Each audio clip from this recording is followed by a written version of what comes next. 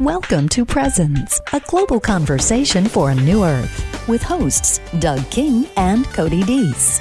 Thank you, everybody, for joining us again. We really appreciate you taking time to continue on with us in this series on salvation. I am Doug, and I am here today with Mr. Cody Deese. How are you, Cody? I am doing fantastic, yeah.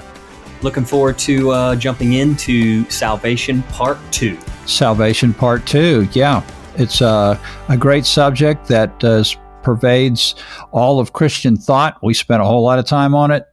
Last week, pre-Thanksgiving, we started talking about different experiences. I got a feeling from the feedback that this is a subject that everyone has had a lot of personal experiences on and about. So really glad. And I don't even know how many episodes we'll end up with on this, because when you talk about going down the road, all the way down the road to Judgment Day, and parables about the sheep and the goats, and justification by faith, and all these other peripheral elements that go into it, it just really does show you that we are not trying to only take pieces of the story to support what we understand. We are actually trying to go through the entire story to reframe our understanding of these things. Yep. And speaking of goats, greatest of all time, LeBron James. Oh, hey, there's nothing like throwing something in there to get. Well, he is at the Lakers now, and I was just thinking about goats, and I was thinking about how amazing of a basketball player he is. But I'm fairly certain that wasn't the interpretation that Jesus was after. No. We're gonna it's not the interpretation that's been handed down in most Christian denominations over the centuries either. Well, that's true. They all thought Michael Jordan was the greatest. That's right. Exactly. So it's stages of consciousness and interpretive debate. Yeah, well, and it just shows you can apply the spiral to sports as well as any other topic, I guess. Absolutely. So, Doug, when you talk about salvation as it pertains to the biblical narrative, generally, most people would immediately go to like the cross event, and they would talk about the sacrificial atonement that Jesus did. A couple of them would jump back to Genesis 3. Yeah. And what they would call the fall. So in the world I grew up in, it was original sin. Yes. Which, side note, was always really interesting to me, because original sin they subscribed to, which, if you don't know what that means, basically it was like sins passed down like eye color, essentially. Yes. It's like you're born into it. Yes. However, if you were to approach them about a 2-year-old that dies and say, did that 2-year-old go to hell? Right. They would say, well, at least in the world I grew up in, they'd say, well, absolutely not. They'd say, because that 2-year-old was under the age of accountability. Yes, age of accountability. Did you have that? We did. Okay. Our whole thing was centered on baptism, whereas you had that sinner's prayer. Yes. And our thing was on baptism. And so the 5 steps of salvation for us were hear, believe, repent, confess, and be baptized. And so that's pretty good, though. That's a 5-step. We had ABC. Yeah. Admit, believe, confess. Yeah, you were a little short. And so, and this is how denominations are formed, right? Yes. Is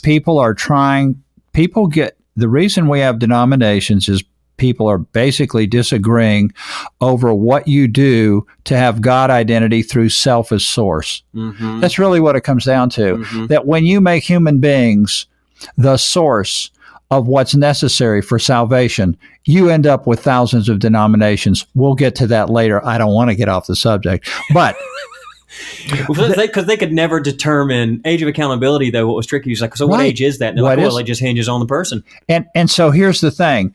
You're telling someone that on the one hand, there's this thing called eternal torture, where you are tortured in the same way as you would be burned with a fire, third-degree burns, et cetera, and that it never ends, and it goes on 24/7, and it never has any ending.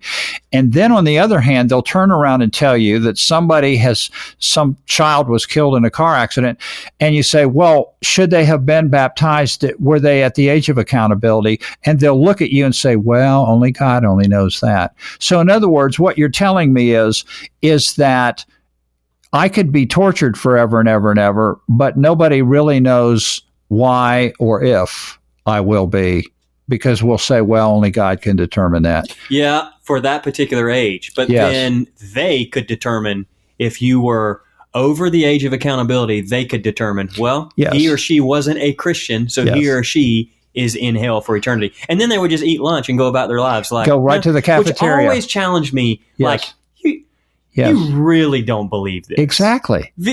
Can you really eat that Kentucky Fried Chicken knowing someone is scorching in hell in your life? That's just the way the cookie crumbles. What is that generating as far as a consciousness in your mind? What is that doing for the heart that you're producing for your fellow human? Yeah, it doesn't make any sense. And yet, here's the thing. People can stand up and talk about this hell. And again, we're a little bit off the subject. We'll get to it. And then go to the cafeteria and have a perfectly good lunch. But if you stood up and you said, I think God loves everyone, they wouldn't be able to eat their lunch. Oh, yeah. It's just the opposite. You're like, by everyone, like, what are you talking about? And we would nuance that God loves people. So I want to back up. Yep. Because again, this is our problem with us is like we'll make one statement and then we spend 25 minutes derailing on age of accountability, which is the most ridiculous concept I've ever heard. Anyways, I digress. Genesis 1, original blessing, inherent union. This is where the narrative starts. Yes. You do move into archaic Adam. Yes. Doug, what is salvation and where do you begin in your particular paradigm in the way you view this throughout the narrative? Well, we have used in previous podcasts the spiral dynamics. And what we know is that when you are actually moving from first tier to second tier in spiral dynamics, you are not abandoning the first tier levels. You are actually reframing and reinterpreting all first tier levels all the way back to the original archaic worldview, which means that I'm acknowledging that I am myself all levels. I am and have within me what's been given to me down through time and history. I have been given from my earliest ancestors the archaic survival instinct and all that goes with that. I am also tribal. I am warrior, et cetera, through all the stages. So when we're talking about salvation, we're talking about the movement from first to second tier and what that means. And in order for us to do that, the first place we have to start is, ironically, at the beginning. And that means with archaic Adam. And you mentioned this blissful union. There were two states of Adam in that beginning. And the first state was this blissful union that was happening with God, but as an unconscious experience. What I mean by that is the story clearly says that there is a moment in Adam's consciousness where his eyes are opened. Before that, his eyes had not been opened. I liken this to an infant. An infant, up until the time they're 2 years old, doesn't really understand the concept of being an individual. The infant doesn't know the difference between itself and mama. There has not been any individuation that's gone on. So when we go very back to the beginning of archaic Adam, yes, there was this blissful union. Then the eyes are opened and individuation happens through a concept and understanding of separation, which we're going to talk about in more detail. But by the time the story's over, just to give the overarching trajectory here, we will once again get back to where you and I are today and where followers of presence are, and that is now we are conscious of oneness with God. Oneness with God never changed All things have been God from the beginning. And so that never changed. What changed was human consciousness. And so now the trajectory is one with God but unconscious. Stage 2, conscious but seeing God as other, separate, etc. Stage 3, conscious and conscious of oneness with God. And that is where the real joy of existence comes to fruition and fulfillment. And that is when we realize that we are one with God, which means we're one with all things, this planet, the universe, and all other people on the planet.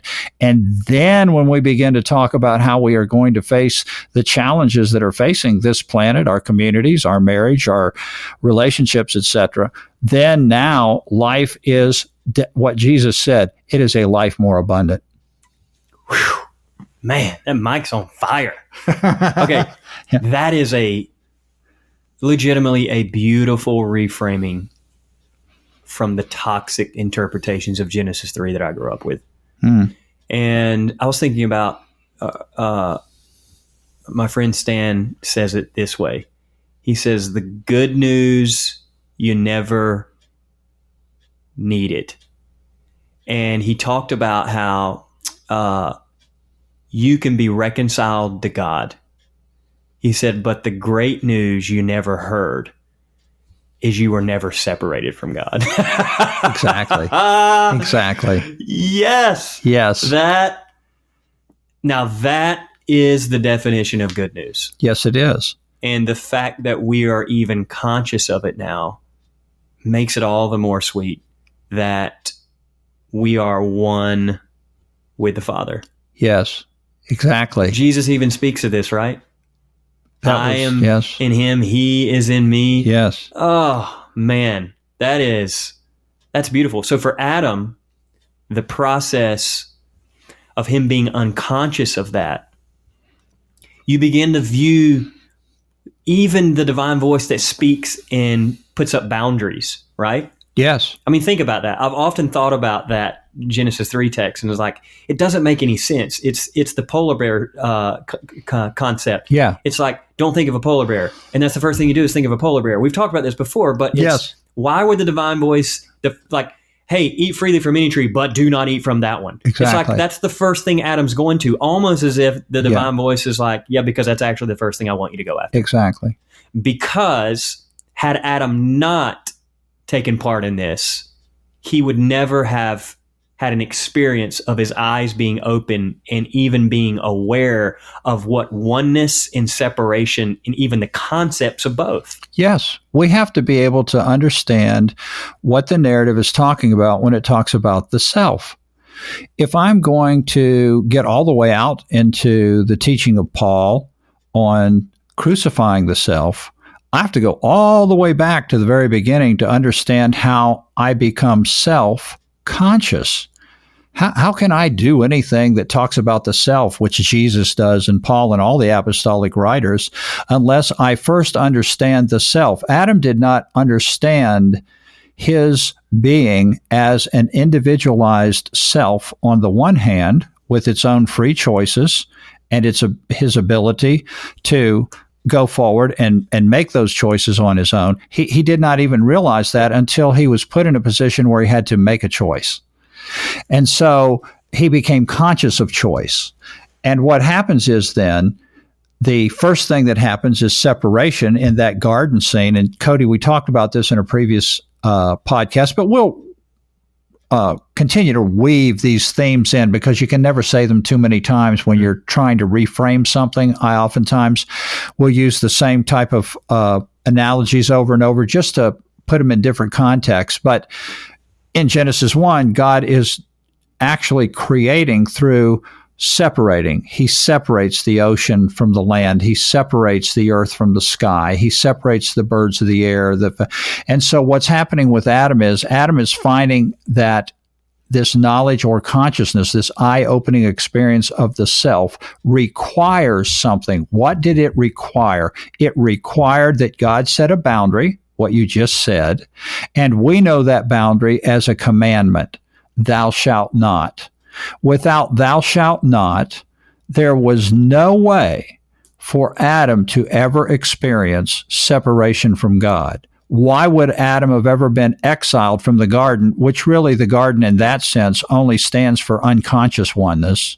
This euphoria, or this land of utopia, rather, is actually not utopia at all. It's just a place of unconsciousness. And so this being exiled from the garden is actually just simply being moved beyond unconsciousness. And in that sense, it's not a fall at all. It is finding out that we are a self. Adam realized he was a self, but it brought about a consciousness of God as other. And that's where it started with the earliest beliefs of humans in the archaic. You move to the tribal, cave paintings, et cetera, there was a recognition that there was something else that was other, and the self at that point was not seen as one with that other. The whole task of the self was to be pleasing to that which is other so that the other would accept. And so you start with Adam, you start in the beginning, and that's where that runs. Now, the other thread in the genesis of consciousness that begins the salvation thread is Abraham. While Adam is showing us the road to separation and death and what that modeling looks like, Abraham is on a different road. He's called to travel a different road. And the road that he went on is called faith. And so as we run this idea of faith through the narrative, we'll find out that it is integrally involved with salvation, especially as it finds its culmination in the work and actions of Jesus of Nazareth. So those are two threads, Cody, that start out at the very. So if we're going to talk about salvation, we have to go back to the very beginning elements. What is it that I'm being saved from? What am I being saved from? Mm-hmm. And so the first thing that I realize is this thing about the self, and I've said it before in podcasts, we have met the enemy and he is us. This is where we realize that the self can overstep the boundaries of its role and function. And that's where the trouble comes in. Yeah, to go back to Adam, not to keep harping on Adam, but it's important. Reptilian stem. Yes. It's that, do you want to be like God? Yes. Well, Adam was already one with God. Yes. But it's that egoic adversarial voice. Mm-hmm. Do you want to be like God? Yes. And we spent a whole podcast talking about the Satan, that adversary. And it's interesting to me that, again, when I pull back and fly at a little bit of a higher altitude, these are poems, literature, and scripture written from real people. I mean, think about the imagery in this snake. I mean, a talking snake. Yeah. This is like Shrek stuff we're talking about. Right. A talking snake. But what beautiful metaphorical imagery from people that were captives in Babylon that had their own Babylonian creation stories at the time. Yes. And that were enslaved and just were longing to be set free. And these stories have been passed down from campfire to campfire to campfire to campfire, from family to generation. And finally, they edit them together around this time. Yes. And isn't it interesting to me that when you start talking about salvation and liberation, here you have a group of people writing a story that are in bondage. Yes. In a very external way. Yes. To Babylon. Mm-hmm. And they're longing for a God to hear their cry. Yeah. To set them free. Beautiful. From the oppression that they're in. Yes. And it seems like, Doug, that you weave in and out of this whole narrative is there's oppression, yes, liberation. Yes. There's this continual flow. If it's not one empire, it's another empire on another empire on another empire. You fast forward straight from Adam to Abraham. And what's the first story of the book of Exodus? Here you have the Israelites enslaved in Egypt. In bondage. And God hears the cry of his people and sends Moses to deliver them. Yes. I mean, so the question is, you're right.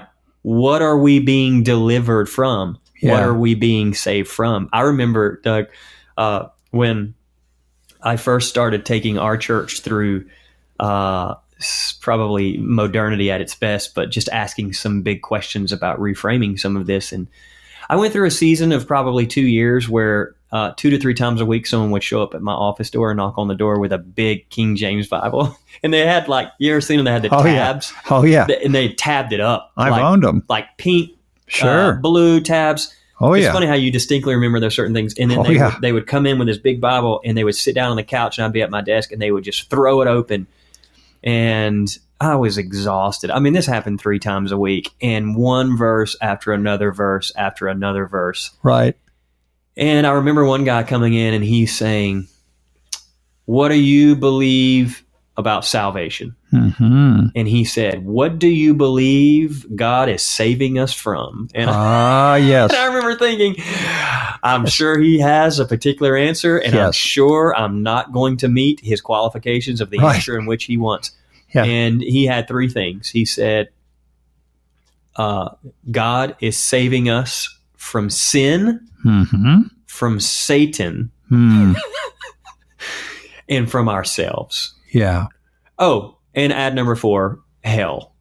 Oh, yeah. And those were his 4 things, because we were scum. We had to be saved from Satan. Yeah. And we had to be saved from sin and then from hell itself. So my question is, Doug, where does the narrative begin? What is this liberation, this salvation? What exactly are we being saved from? Yeah, so going all the way back to Adam, we know that the self comes alive, that free choice comes alive, that the natural instinct of that reptilian stem is a survival instinct, and therefore, for me to survive, I don't want to be dependent upon anything other than me. This is why people become what we would call a control freak.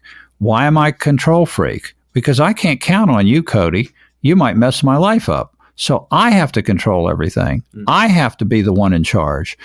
And so when this voice comes in, this self-preservation instinctive voice comes in that says, you need to be like God, that means, well, you certainly don't want to depend on God. You certainly don't want to do, and of course, this is what Abraham's going to do through faith. Abraham's going to turn over dependence to God.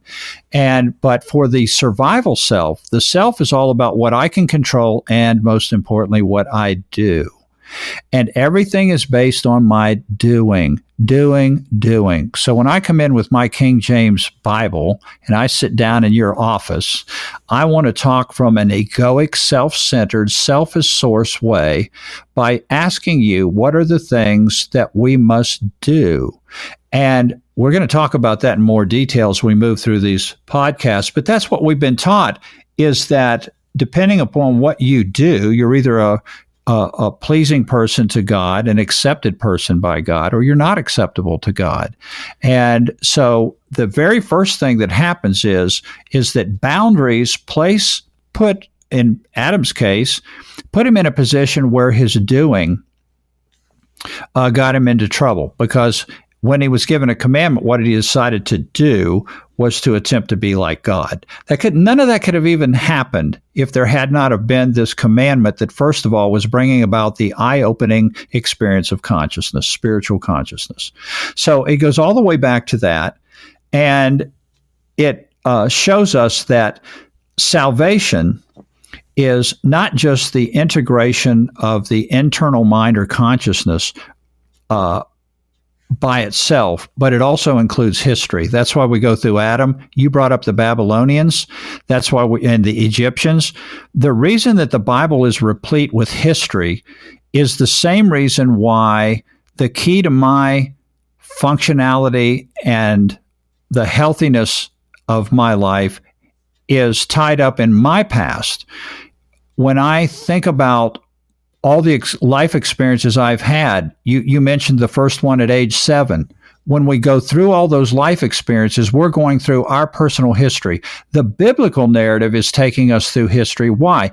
Because all those external events of sitting in a church building for you, or Egypt being in bondage, or Israel being in bondage to the Egyptians, all of those historical things are the way we learn what it is that led us to this place of consciousness where we stand today.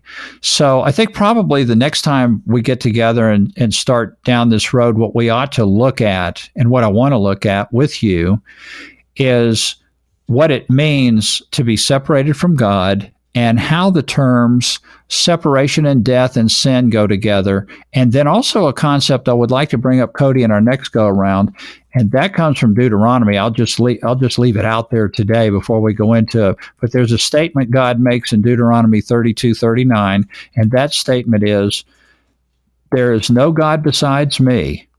Behold, I kill and I make alive."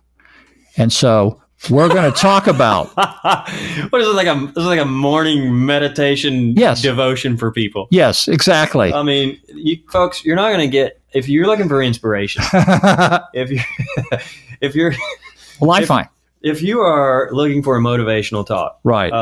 Deuteronomy 32:39. That's your motivation for the day. Well, actually, it's the best way to raise teenagers. Danae and I have raised 4. You look at them and you just say, "Remember, I kill and I make alive." But what we're going to do is talk about it on a higher spiritual plane next time we get together, and we're going to see how all these words are necessarily understood before we can possibly understand the concept of salvation. And there's a long ways to go. And it's just Adam today. We still need to walk through the narrative, because the big question is, well, is salvation even necessary today? And then what does that even mean in our time in 2018? Exactly. Because it's still happening. Yes. It's still happening. Yeah. People are still trying to convert and save other people. Yeah. So got a long ways to go. Thank you so much for joining us. This is Salvation Part 2, and we'll catch you next episode. Have a good week. Thank you. Thank you for joining us today. If you have any questions or comments, please contact us at info@presence.tv. You can also visit our website at presence.tv or find us on Facebook. We look forward to hearing from you.